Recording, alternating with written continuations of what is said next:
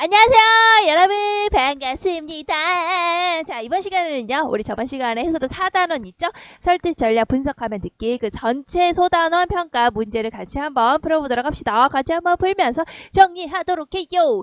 역시 선생님이 이제 그 밴드에 선생님이 이제 프린트를 올려둘 거고요. 만약에 이 프린트가 없다, 다른 학교 학생이어서 없다, 이런 학생도 그냥 보시면 됩니다. 왜냐? 이렇게 크게 나타나 있기 때문에 보면 다 이해가 된단 말이죠. 그렇죠?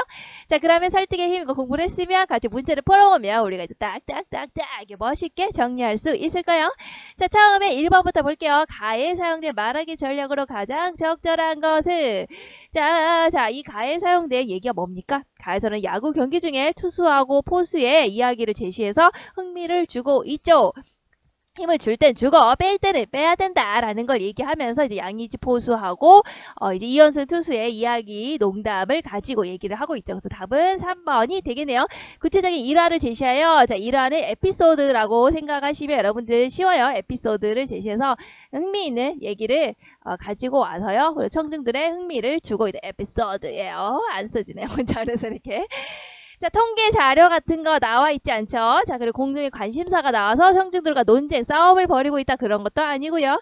전문가의 말을 인용 이런 것도 없죠. 그러면 청중의 신뢰감 아니고요. 그래프 같은 거 전혀 나와 있지 않죠? 그래서 대상의 변화, 양상 이런 거 보여주고 있지 않다. 자, 기억에 사용된 말하기 효과를 2가지 이상 쓰시오. 자, 기억이 뭡니까? 바로 이 부분이죠. 야구 좋아하시는 분들 계세요? 손 한번 들어볼까요? 정말 많이 계시네요. 저도 야구 중계를 곧잘 보는 편인데요. 자, 이 부분 있죠? 자, 이 부분 선생님이 설명 뭐라고 했습니까? 야구 좋아하는 분들 계세요? 하면서 관심을 유발했죠. 청중에. 그리고 손 한번 들어볼게요. 그래서 청중의 관심, 참여를 유도하고 있는 부분이었죠. 그래서 듣는 이와 공통의 관심사가 있다라는 것을 말하면서 거리감을 좁히고 있는 우리가 뭐라고 했습니까? 바로 감성적 설득 전략의 예라고 했었죠. 자, 그러면 여기서 효과가 뭐겠니? 바로 청중을 강연에 능동적으로 참여하게 한다. 그랬죠? 방금. 좋아하시는 분들 계세요? 관심 유발. 손 한번 들어볼게요. 손을 들어보는 거잖아. 그지? 자, 그 말하는 이와의 듣는 이와의 거리를 좁힌다. 저도 좋아하는데요. 저도 관심이 있는데요. 저도 곧잘 보는 편인데요. 공감대를 형성하고 있죠. 그러면서 강의한 내용에 집중하게 하고 있어요. 왜냐면 손 들어보세요. 좋아하시는 분들 계세요? 막 이런 식으로 질문을 던지고 행동을 이렇게 하라고 했으니까 강의한 내용에 좀 더 집중하게 하는 효과가 있겠죠. 3번으로 넘어가서 자, 가에서 말하고자 하는 바로 가장 적절한 것은 무엇입니까? 자, 가 내용을 전체적으로 우리가 다 이해봤죠? 우리 이미. 자, 보면 뭡니까? 1번이 답이 되겠죠? 인생을 살면서 힘들 때 힘을 빼면 오히려 힘이 생긴다. 그래서 아주 절체절명의 그 순간에 보통 사람의 경우에는 힘내, 최선을 다해 얼마나 중요한 공인 줄 알지? 이렇게 말을 하지만 오히려 여기 야구 경기에 예를 들면서 힘을 빼고 농담을 던졌죠? 그러고 나니까 힘이 빼져서 오히려 공을 더 잘 던지게 됐어? 더 잘 됐잖아? 그래서 오히려 힘이 생기는 예가 됐었네요. 자, 나머지 볼게요. 인생에서 때로는 후배가 선배들에게 도움을 준다. 이런 내용은 없었죠. 인생의 중요한 시기에는 정신을 바짝 차리고 긴장해다. 여러분 긴장 좀 하세요. 자, 그 다음에 인생에서 자신에게 해주는 조언을 말을 귀담아 들어야 한다. 이제 그런 내용 없었죠. 자, 그리고 인생에서 적당한 불안감은 오히려 실수를 줄이는 데 도움이 된다. 불안이 좋다. 뭐 이런 내용도 나와 있지 않았어요. 자, 4번을 볼게요. 가에 사용된 감성적 설득 방법이 무엇인지 한 문장으로 쓰세요. 자, 여기 가는 뭡니까? 바로 우리가 이제 배웠던 것 중에서 처음에 해당되는 내용이었죠. 야구 좋아하는 분들 계세요. 막 이렇게 해갖고 절체정면의 위기 순간에 뭐 이렇게 하게 됐었죠. 뭐 이거 기억나시죠? 그럼 우리가 가에서 했었던 그 감성적 설득 전략이 뭐가 있습니까? 야구 좋아하는 분들 계세요? 손 한번 흔들어 볼까요? 정말 많이 계시네요. 막 이런 이 부분에서 공통의 관심사가 있다라는 것을 말하면서 거리감을 좁히는 감성적 설득 전략 있었고 또 여기 뭐 힘든 상황이 됐고 막 그런 상황에서 잘 던져야 되는 상황이었죠, 공을. 자, 그런데 양의지 선수가 뭐라고 얘기했더니 이현승 투수가 글러브를 이렇게 에이 이렇게 약간 지어받는 신용을 하더니 에휴, 이렇게 피식 웃거려 뭐 이런 식으로 표현을 했죠. 그러니까 포수하고 투수의 대화 속 말투나 몸짓을 굉장히 실감나게 재현을 했죠. 비언어적인 표현을 적절하게 썼잖아요. 그러니까 사람들 어때서 아하하하 이렇게 막 웃었잖아. 그래서 듣는 이에게 웃음을 주면서 우리가 설득을 하고 있으니까 이 부분 우리가 감성적 설득 전략이라고 체크했었어요. 자, 그래서 답을 이렇게 적을 수가 있겠네요. 자, 포수와 투수 간의 대화 속에 있는 말투가 듣는 이에게 굉장히 재미와 웃음을 유발했다 라든지 또 포수와 투수의 몸짓을 굉장히 실감나게 재현을 해서 적절한 비언어적인 표현을 사용해서 듣는 이에게 재미를 유발해서 감성적 설득 전략을 썼구나.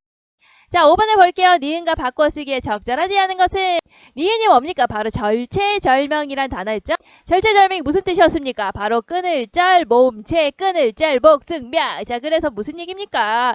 자, 몸도 끊어지고 목숨도 끊어지고. 그 얘기 뭐야? 몸도 안녕, 내 목숨도 안녕. 그게 뭐야? 죽었다는 얘기지. 죽기 일보 직전이야.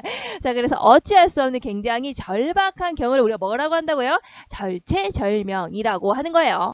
자, 그러면 굉장히 위급한 처지를 나타내는 게 아닌 것을 찾으시면 되겠죠?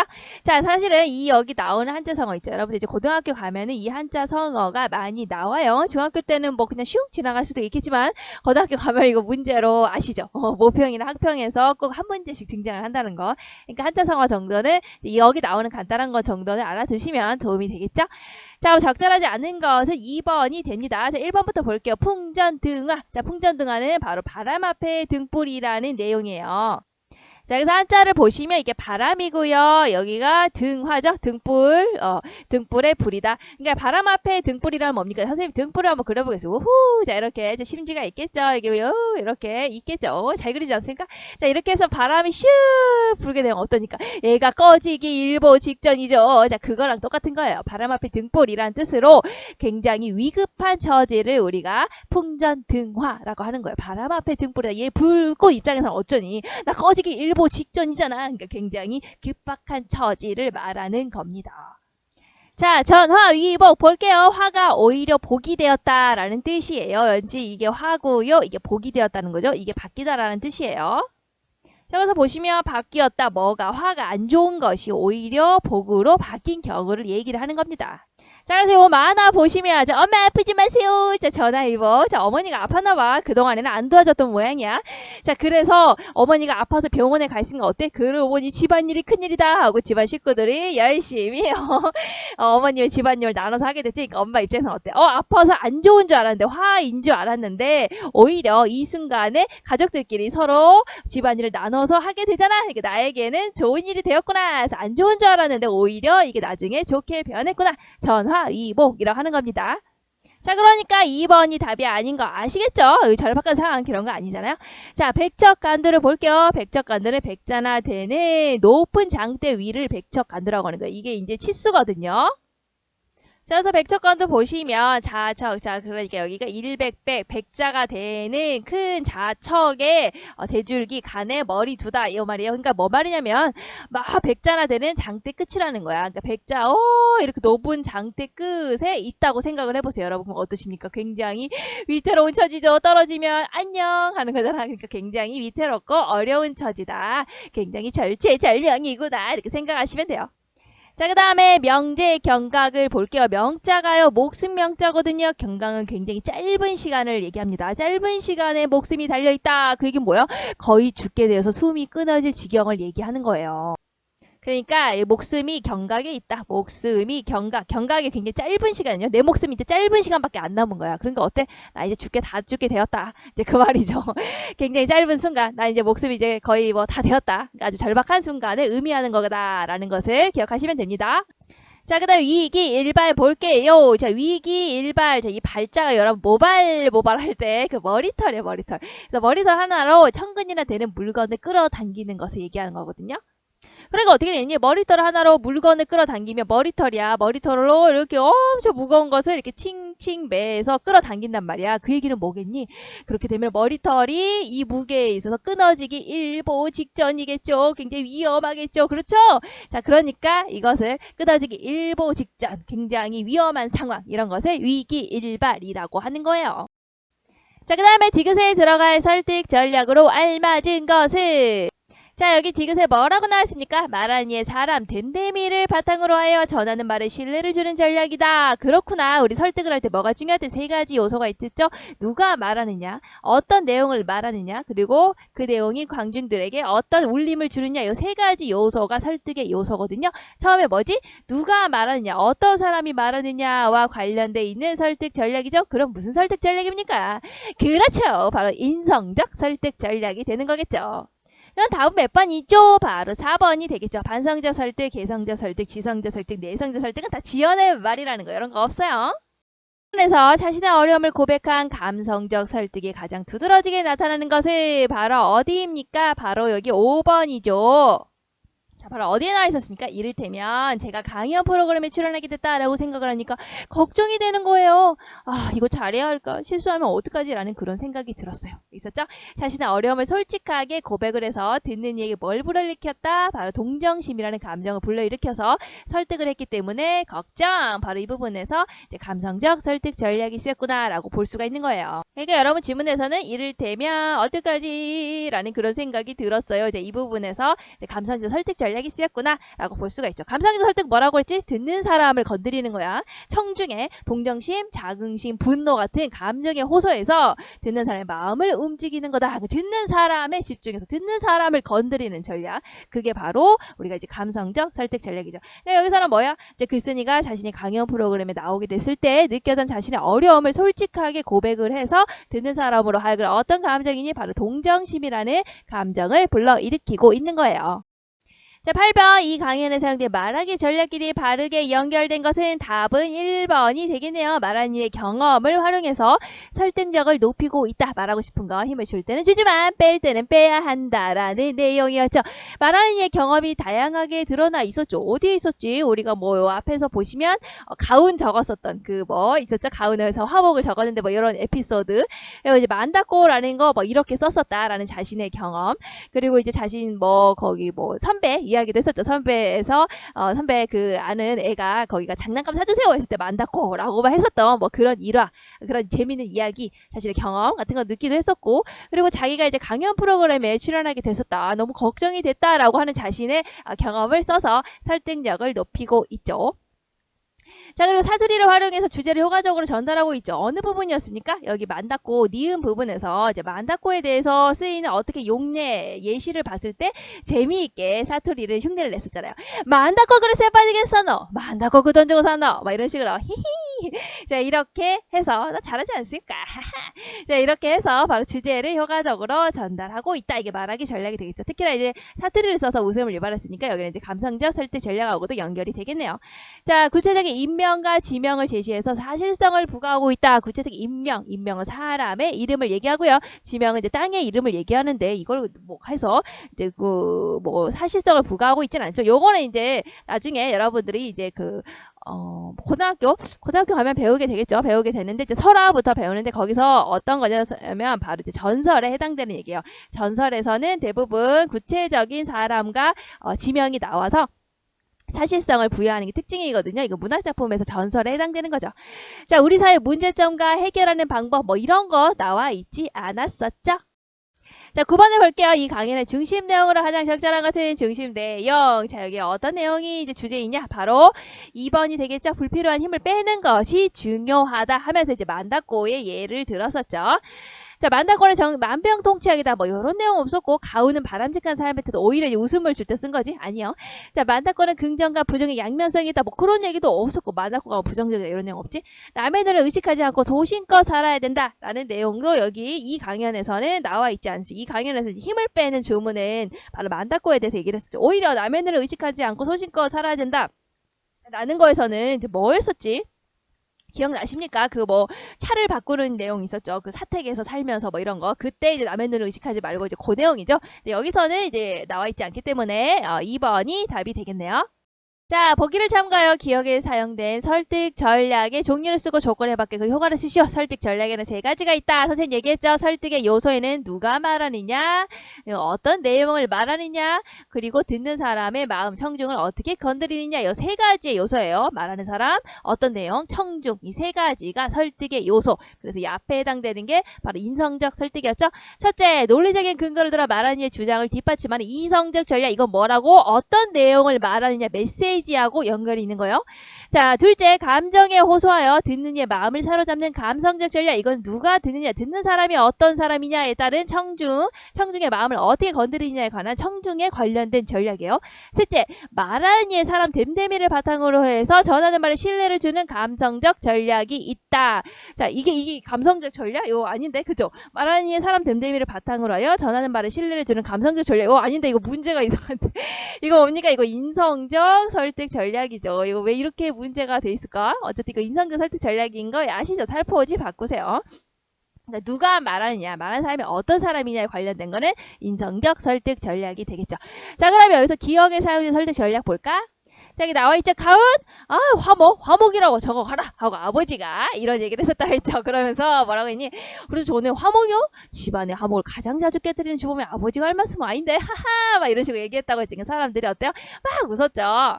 그러니까 이 부분은 뭐였니? 바로 모순적인 상황이었지. 오히려 화목을 깨뜨리는 아버지가 화목이라고 적어가라고 했다고요. 이렇게 사람들 아하하하 막 이렇게 웃었잖아. 그래서 모순적인 상황에 의문을 품는 말하는 이의 모습을 연상하기 위해서 오히려 웃음이라는 것을 건드렸기 때문에 청중에게 있어서 이것은 이제 감성적 설득 전략이다라고 이제 수업을 했을 거예요.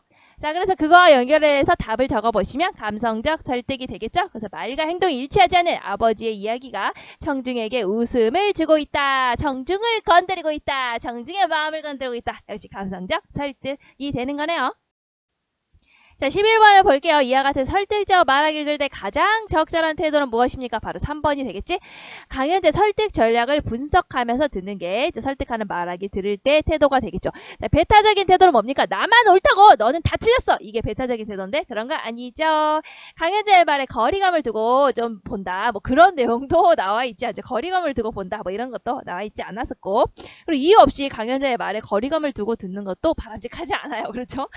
자, 오늘 강현재의 말을 전적으로 공감하면서 그래 다 맞아 이것도 아니겠죠.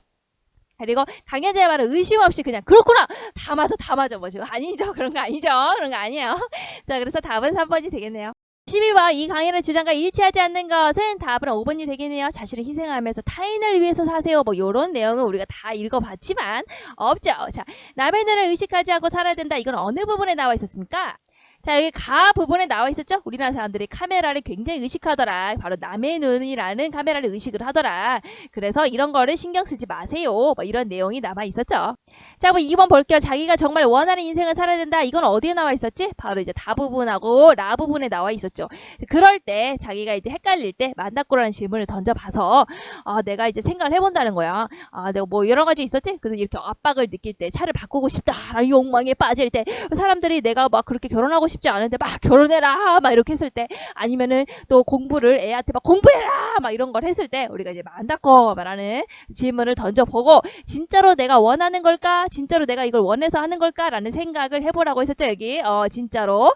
그래서 그러면서 자기 스스로 한번 깨달아 볼 수가 있겠다라는 생각이 있었죠. 그 부분하고 연결을 시키면 바로 자기가 정말 원하는 인생을 살아야 된다고 연결이 되겠네요.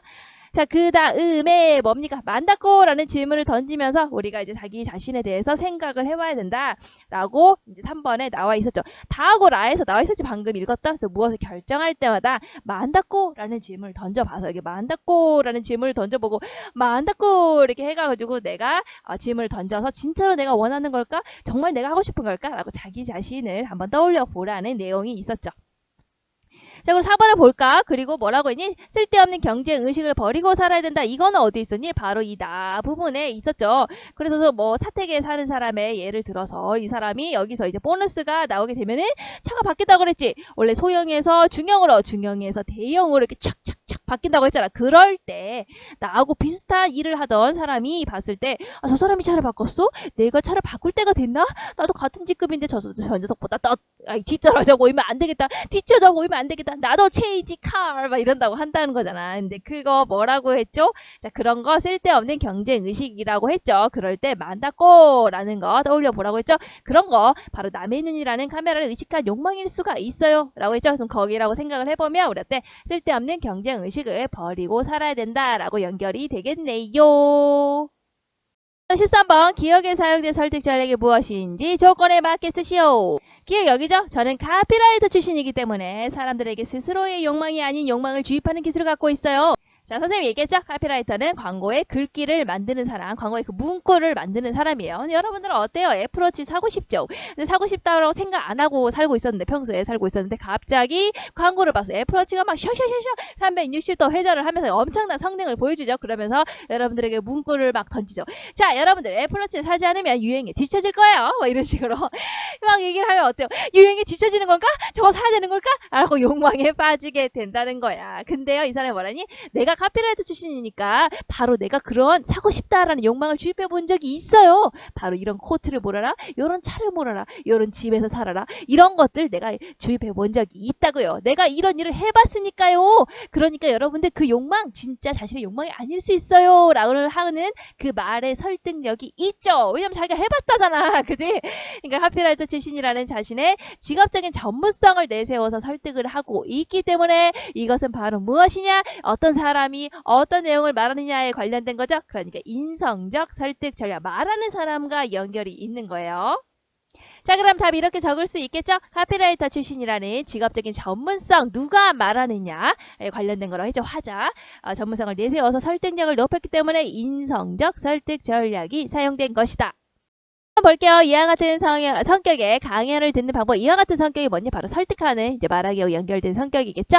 자, 한번 가장 적절하지 않은 것은 일단 5번이 답이 아니야. 볼까? 강연자가 자신보다 우월하다. 야, 다 맞네. 이거 아니죠?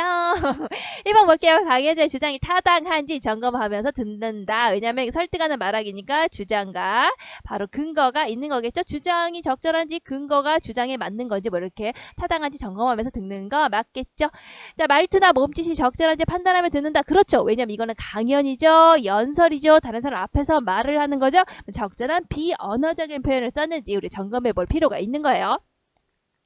자, 그리고 어떤 목적을 가지고 말하는지 분석하며 듣는다. 그렇지. 왜냐면 이거 설득하는 말하기잖아요. 설득한다는 건 뭐야? 다른 사람의 행동이나 생각이나 신념 같은 걸 변화시키려고 하는 게 설득이죠. 그럼 어떤 것을 변화시키려고 이 사람이 하는 거지? 라고 우리가 이제 분석하면서 들을 수 있겠죠. 설득하는 말하기니까. 그리고 의사소통에 사용된 여러 가지 설득 전략을 이해하면서 들을 수 있겠지. 아, 이 사람이 이런 설득 전략을 써서 우리를 설득하려고 하는 거구나. 이렇게 하면서 이제 이해를 하면서 보면 더 좋겠죠. 자, 근데 이거 5번은 아닌 거 당연히 알겠죠? 나에서 사용된 설득이 설득 전략이 주는 효과로 가장 적절한 것은, 자, 답은 4번이 돼요. 말하는 이의 건강한 인생관을 솔직하게 말해서 듣는 이에게 신뢰감을 얻고 있다. 역시 인성적 설득 전략이죠. 왜? 말하는 사람이 어떤 인생관을 가지고 있느냐.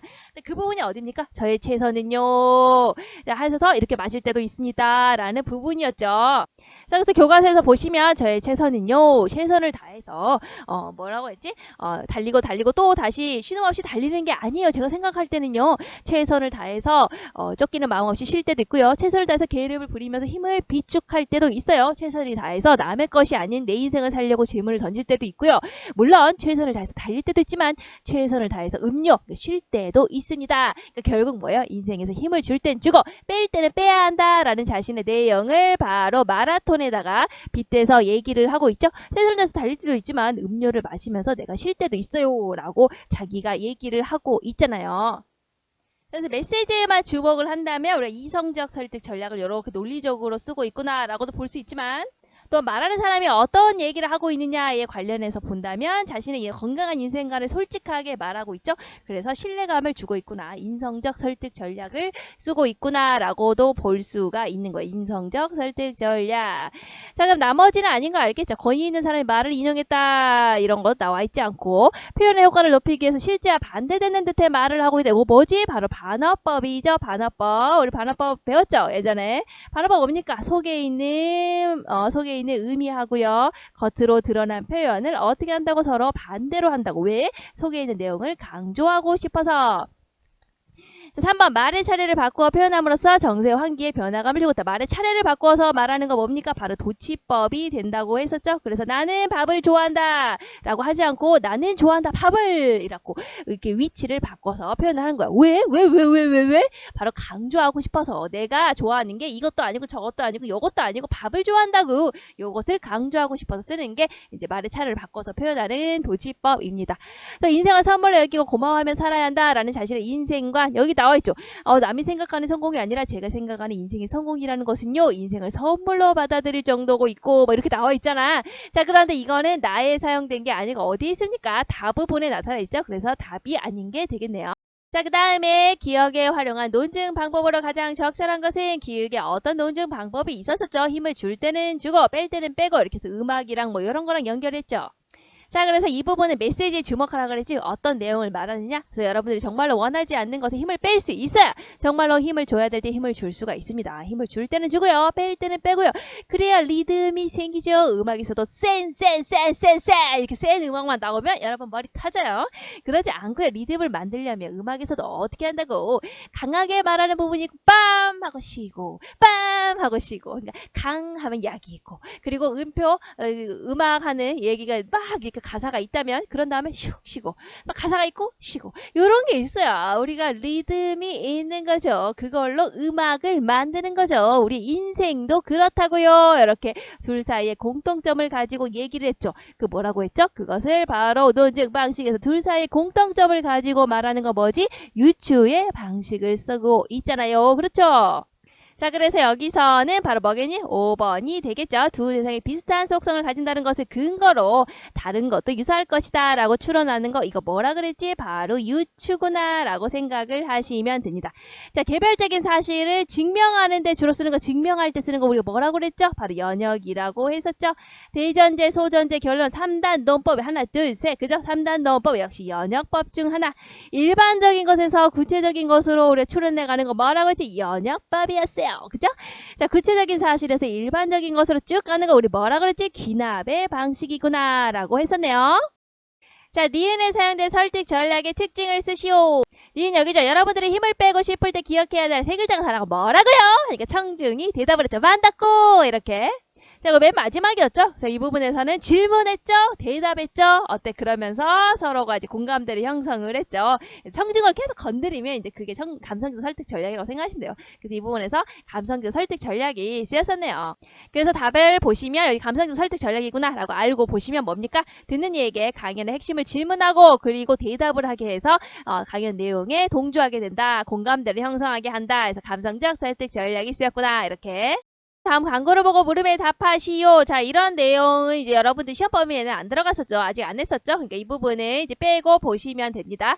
자, 20번부터 볼게요. 다음 글을 읽고 분석한 내용으로 적절하지 않은 것은 자, 결국에 여기 내용에 적절하지 않은 것은 2번이 되는 거예요. 내용 자체는 뭐야?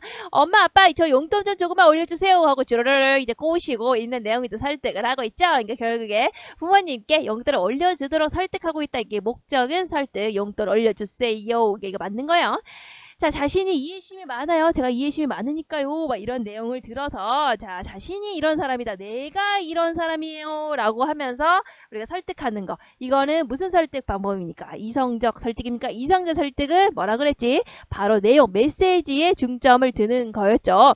자, 그래서 이거 어디에 나왔습니까? 요즘 오빠 대학교 학비에 돈이 많이 들어가는 거 알고 있어요. 엄마 아빠가 저희를 잘 챙겨주시느라 애쓰시는 것도 늘 감사하게 생각하고 있고요. 저 이거 다 이해해요 라고 자신이 이해심이 많다라는 걸 강조하고 있어. 내가요 이해해요 이런 마음. 그러니까 말하는 사람에 관련된 거니까 이성적인 게 아니고 뭡니까? 바로 인성적 설득 전략이 쓰였구나 라고 알 수가 있죠.